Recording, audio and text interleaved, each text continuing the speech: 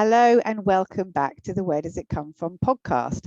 This episode is a special one really because we've got our expert John Taylor back to talk to us about green energy and energy tariffs. John is someone who's worked in the green energy sector for a very long time, and we want to ask him just some key questions on what's been happening with energy pricing and where we can go from here.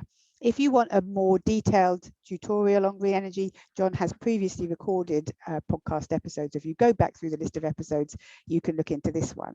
But for today, we're going to talk about pricing and specifically relating to the recent price hikes and how green energy users are affected by that. So welcome very much, John. Morning, Joe. Good to see you again. How are you today? Not too bad. Yep. Jolly good. Well, do you want to just tell the listeners what's your background in green energy? Yeah, sure. So my name's John. I currently work as an energy projects advisor for a team called the Greater Southeast Energy Hub. It's a public sector team, and I've worked in various roles with councils and local authorities in the realm of energy, fuel poverty, climate change advice since 2008. So I've seen quite a few iterations of government policy and support around energy over the years. So you know what you're talking about. You can clear some of these issues up for us. Yeah, for sure. I'll do my best. Fantastic.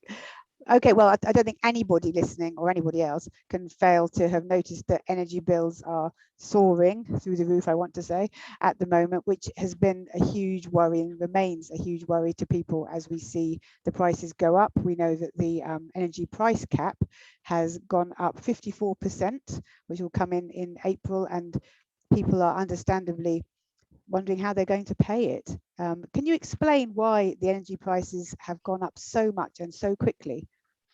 Yeah, it is a real big leap in what people are having to pay for what is quite a basic thing, isn't it? Just to have electricity and heating for your home.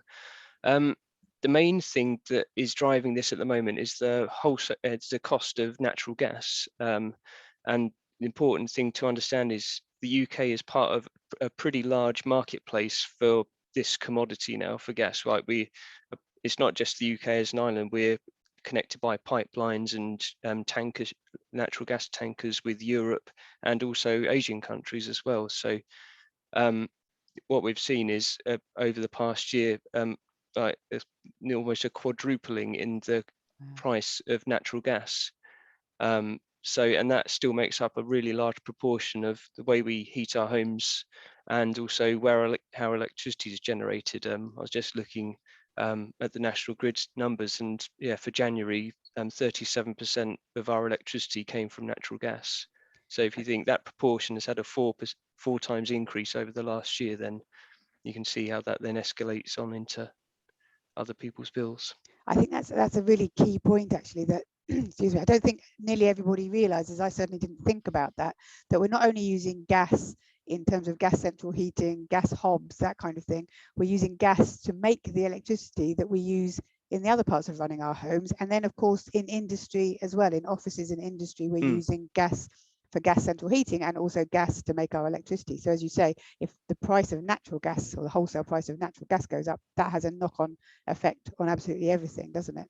It does indeed. And and why is it happening now in particular? There's lots of factors that are influencing that gas market. A big one is just the uplift in activity since the COVID lockdown. A lot more businesses being active again. So demand has picked up, but the supply and production of gas hasn't.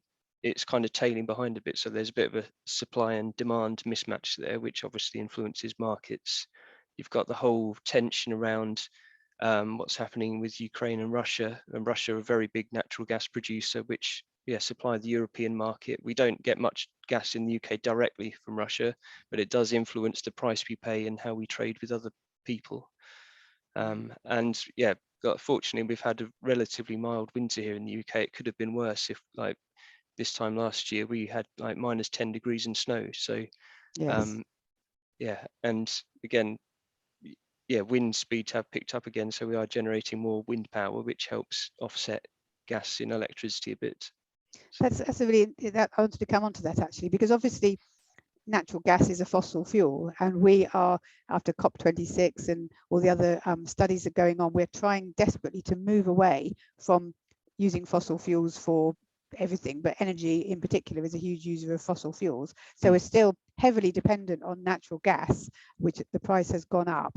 But what we're wanting to do is encourage people more towards using renewable energy for heating their homes and powering their homes. So how does that come into it? How does the renewable energy sector come into this? Or the way I see it is, if we didn't have renewables, we would be having, like, the default position for UK electricity a few years back, we would use coal and gas to make electric. So the more solar and wind power we have on the system, the more hours that generates, is the fewer hours that we have to run gas power stations. So it's kind of a, yeah, we've got these kind of renewable energy gas saving features. So the more and more we have of renewables, the less gas we have to use. Um, so that's the way it kind of works currently. Um, yeah, it's certainly in the long term, as we transition to more renewables, that's going to help us with these sorts of price shock type scenarios. So um, it's a real key thing. The net zero thing is great for climate change and reducing carbon emissions, but it should have the advantage of making us less reliant on this imported gas as an economy as well. And absolutely, yeah, that's a really interesting point. Actually, it's not just trying to protect our planet by moving away from fossil fuels, but actually economically we're less reliant on natural gas, which we have to bring in from somewhere else. So the pricing peaks and troughs shouldn't affect us quite so much. That's a really good point.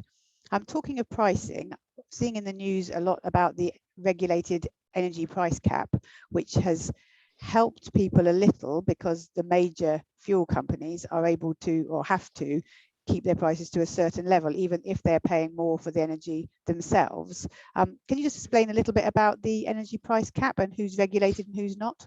Okay, sure. Yeah, so this was a policy that was brought in a few years ago. You may remember a few years ago, you always used to be, switch energy tariffs, comparison sites, get the best deal. So the people that did switch got actually very good cheap energy prices, whereas the people that stayed with their companies and never switched, people thought that they were being penalised and having higher energy costs. So the government introduced this energy price cap, which kind of caps the amount of price people or companies could charge customers on these kind of loyal kind of non-switching tariffs. That's now filtered through to the current time, where actually it's protecting us from these wholesale price cost rises. So actually, companies that have customers and offering tariffs on the price cap, they're actually losing money per customer now, because the real price that they're paying for supplying that electricity at the moment is above the cap. And they're going So bust. yeah, and that's why we saw so many companies going bust before Christmas. Some companies have long-term contracts to buy gas and energy, and so they kind of have fixed costs, but people that were buying it kind of on the day that it was being used, they obviously had to pay whatever the price was on that particular day, which is, yeah, staggeringly expensive. And Exactly. yeah, But renewable energy companies are not regulated in the same way, are they? well, every energy supplier, I think, does offer a kind of price cap tariff. Like the company I'm with, it's a 100% renewable energy supply, but it's still kind of facing the same price hikes as other kind of energy suppliers. Um, yeah, the interesting thing is that, yeah, some people ask, I'm on a renewable tariff, why am I being affected if I don't pay for gas, or I don't use gas in my account? But it's more to do with the way the electricity market works in the UK, where we've got this. Well, for one point is, we don't have enough renewables on the system for people to have 100% renewables 24/7 and 365 days a year. Like there's periods where it's not sunny and windy, so your supplier will be having to buy electricity from the pool of power that's being generated, which will include gas or nuclear and whatever at some times of the year. They then buy certificates from renewable energy producers to kind of offset your usage with a generator somewhere that's renewable. So until we reach that point where everyone's 100% renewable all the time, then you're always going to be kind of influenced or part of that kind of wider electricity pool at some point. The other factor is the way prices are set in that market. It's not the average price that is what's paid for the customer. It's actually the highest cost generator is what sets the market price for everything else. So what we're currently seeing is that the gas generators are setting the price that other companies or generating types pay as well. So although we're now seeing where wind farms and solar farms are cheaper, it's getting priced because at the gas price, because that's what's setting the market rate at the moment. But that, I don't want to sound like a child in a playground, but that's not fair. Oh That's no, not fair. it's not ideal, no, and it would be a lot better if now we've got this situation where renewables are going to be cheaper than gas going forward. If that was better reflected in the electrical system, in the pricing It system. does seem, it does seem, you know, if you're somebody like yourself, and we use good energy actually at home and for the office. So we're, according to good energy, their all of their electricity comes from renewables. So it doesn't seem right that then you would be paying. I know what you're saying about the energy pool, but it doesn't seem right, does it, that if you're paying for that, you're actually seeing a huge price hike in your power when the power costs are actually going down. Yeah, it's a tricky one. It's anyone who's having to take part in that energy market, like there's other costs involved as well. There's the wholesale price, probably makes up 2/3 of what people pay on their electricity bill. There's other costs involved as well, including like there's VAT, there's the profits for the companies, there's also, because you have to use pipelines and electricity grids, about 1/3 of what you pay is probably on costs to maintain and upgrade the electricity grids as well. So there's some fixed costs that, regardless whether you're renewable or gas, you will have to pay. But yeah, it's the more renewables we have going forwards, it's going to be improving in the future. I'd also say that we don't want to end up with a situation either where there's kind of inequity in prices, where the people that can afford to or can grab the cheap renewables then leaves expensive power for the people that can't. So that's one of the benefits of having the national grid, is it does even out prices, so it's fair for everybody. It's a good point. So what you're saying, if I'm playing it back right, is that as renewable prices are lower, and then that should balance out, and so the overall pool will be a bit more balanced, I suppose is the right way to say it, and that will then give a fairer fuel price to everybody and help us motivate people generally to move to more renewable energy sources. Yeah, that's the way I understand it works at the moment. It's not it's a very complicated world, the energy marketplace, and yeah, it's not necessarily, I know more about the generation and supply side, but like the other advantage, like some people have been talking about the cost of environmental policies that are contributing, and that's just not really true. It really is the gas price that's contributing the price and to the rise. People do pay, like there's certain social and environmental schemes, like there's grant programs like which supply insulation and heating systems to people, vulnerable households of fuel poverty. That's paid for as a levy on bills.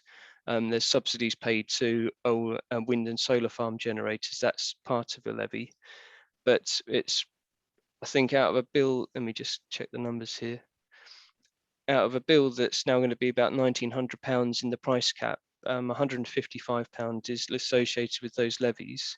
And that's actually come down in the previous round of the price cap. That was £173. So those environmental and social levies are actually getting lower. And that's partly the way that these wind farms have contracted to sell their power now. They have a fixed price agreed through, it's called a contracts for difference. So if the market rate when they sell their power is below this fixed price, they get a subsidy to top it up to that. But if when they're selling their power, the market rate is above that, they actually pay money back. So we're currently seeing wind farms are paying money back to the government, which is reducing the levy on bills. And again, any future solar and wind farms will kind of be reducing the system cost going forward. No, I like your thinking on that one. It's certainly, I mean, one of the things I was thinking about was how do we encourage people to, I suppose, not just be to be thinking about renewable energy, because obviously our biggest motivation as I suppose environmental activists is to try and encourage people to use more renewable energy and move away from the fossil fuels. But by having that pool and people actually having the wind farms getting a benefit back from generating more, that is the way that is going to encourage people more to do that, because it will just be the way things are, won't it? Rather than having to make so much of a choice. If you see what I mean. So people won't be thinking, is it renewable or is it not renewable? They'll just be getting their energy, and it will more and more be powered that way, and it'll become more the norm. Yeah, and we'll get to a point where the gas is used a lot more infrequently, just in those kind of periods where the renewables can't meet demand. So yeah, the more and more wind farms and solar farms that open up, the better that situation will be. Yeah, it's better for the planet, but also flattening out, as you talked about, those highs and lows in pricing. It'll flatten it out because we're producing a lot of it ourselves, which will definitely help. Okay, that's interesting. I'm glad you mentioned the green levies, actually, because I know that there's been a lot of comment from people who it's in their interest to not move to renewable energy or to not support renewable energy, criticizing the fact that that energy prices are supporting this. But as you say, it's just such a tiny amount, and it's more of a distraction, I think, than from the main issue, which is the rising of the wholesale prices. Trying to blame green issues for some of that is not realistic. It's just a distraction technique. That's really interesting. I did also want to point out, when I was doing my research before this, that we're talking about energy companies and the different types of energy companies, so the fossil fuel energy companies, renewable energy companies, and how much money some of these companies are making. So one question I wanted to ask you that someone asked me: if renewable energy companies are putting their prices up a lot at the moment, is that because they're raking off lots of money? I think it's important to distinguish as well between companies that are supplying the power and the companies that are generating the power, because again, there's different benefits or different impacts depending on the role these companies play in the energy system. So I don't think anyone supplying power is raking in a lot of money at the moment. I think all the electricity suppliers, whether they're renewable tariffs or non-renewable tariffs, are suffering at the moment financially. But it's the people generating the power that's where the and also producing the gas and oil in the first place. That's where the kind of profits are being made at the moment. So that's where if there was a windfall tax, it would be on companies like that.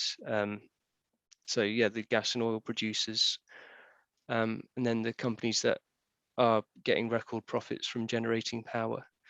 Yeah, it's an interesting one about should the renewable generators be getting, are they making profits as well at the moment? The same level, yeah. Because I mean, I was looking at the numbers. I mean, I think it's Shell that their prices over the last quarter the profits were highest they've been in 8 years. Shell, and if you think about how people are suffering for their prices and companies going out of business and everything, and then you hear something like that, it does leave a bit of a bad taste in the mouth, doesn't it? Yeah, when you see the numbers involved, it's a big kind of disparity sometimes, and you see other countries that have played it out differently, like for example Norway. It kept a national energy industry. They've now got a sovereign wealth fund to play with. Okay. Whereas in the UK, that's an interesting one. Is we didn't have a equivalent sovereign wealth fund for North Sea oil and gas. So it's up to a lot more about the markets and taxes now to fund a lot of the work that we want to do in terms of improving people's homes and the energy system. That's interesting. So basically in Norway, they were taking a cut of that wealth from power to feed back into their country infrastructure and people. Is that what you're saying? Yeah, well, they've now got they've got the profits and the wealth from the oil and gas sector, and to now decarbonize. They've kind of reinvesting. Saudi Arabia doing the same. They're siphoning off some of the profits from their oil reserves to again pivot to a renewable energy based economy. So I think it's important that any profits that are being made are reinvested in kind of the future energy infrastructure, whether Shell do that off their own backs or whether they're shareholders or pension. Like, that's the other argument. Some people say, well, some of these companies, they pay out a lot of dividends to pension schemes, and it's the same with renewables. I would say anybody that's making money at the moment should be reinvesting it in more renewables or green energy, whether it's from solar panels on your own roof or there's so much more investment needed in the energy system that anyone making money at the moment should be either donating some to support those that are being hit by this, or reinvesting it to avoid situations like this in the future. Definitely, no, absolutely. I mean, the windfall tax is a no-brainer, and a carbon tax is a no-brainer as far as I'm concerned, but that's a whole other subject. Okay, final question, because I didn't want this to be a really long one. I know we could talk for ages. People are really worried. We know they are. What advice would you have, or help could you suggest to help people reduce their reliance on fossil fuels, but also reduce their energy costs? Yeah, I think that all these high prices at the moment, what they have done is make the benefits of insulating your home or generating energy at your home or investing in renewables somehow a lot more beneficial financially. It's great if you can afford to do that, and if you are in the position where you can afford to do these things yourself, I would encourage people to do that. I would also say that for people who are really worried about energy bills and their costs, is to get in touch with their local council. They will have schemes available, either like payments, support grants, like to help with paying bills, or they will have grant funds available for people to get pretty substantial improvements to their homes, both in insulation and heating systems. So we're running a scheme at the moment called the Green Homes Grant LAD scheme through our Greater Southeast Energy Hub. We're working with a company called Warmworks and the Energy Saving Trust. So households that have under £30,000 income can get a grant of around £10,000 to do solid wall insulation if you're in a Victorian property. It could be solar panels on your roof. It could be a new renewable heating system. So those are available either through us or checking with your local council. There's support from, get in touch with your energy supplier as well, see if there's any other payments available. There's plenty of schemes out there that can support insulation improvements, things like that. No, brilliant, thank you. Yeah, it's an interesting one, isn't it? Because I know that some of the energy companies did some advertising or schemes where they were trying to get people to wear socks or dance around their room, and these fell quite flat in terms of the public. But I think the principle was some sense. It was just how they did it and what they said, and that element of saying our prices have gone up, wear socks sort of here was a bit of a flat note. But I think we are going to have to think about other ways of keeping warm other than just turning on the heating. We're going to have to try and think a bit more widely. Like you say, insulation is a big one. I live in a Victorian house, and we've been trying over the years since we've lived here to, put all sorts of different insulation in, which really has made a difference to the prices, definitely, which is good. But there's lots of other things that we can be doing and other people can be doing. But anyway, we've managed to keep it to half an hour, which is what I was hoping. So thank you so much, John, for coming on. Are there any links or any places you'd advise people to go to get more information about anything that you've said? Well, for general information about what you can do at home, the Energy Saving Trust has a really good website about, just the different information on the improvements you can make. And again, I'll make sure I'll share some links that you can add under the video, hopefully. Brilliant. The podcast. Brilliant. Yes, I'll put this on YouTube, and we'll put the podcast out on our normal Where Does It Come From podcast platform.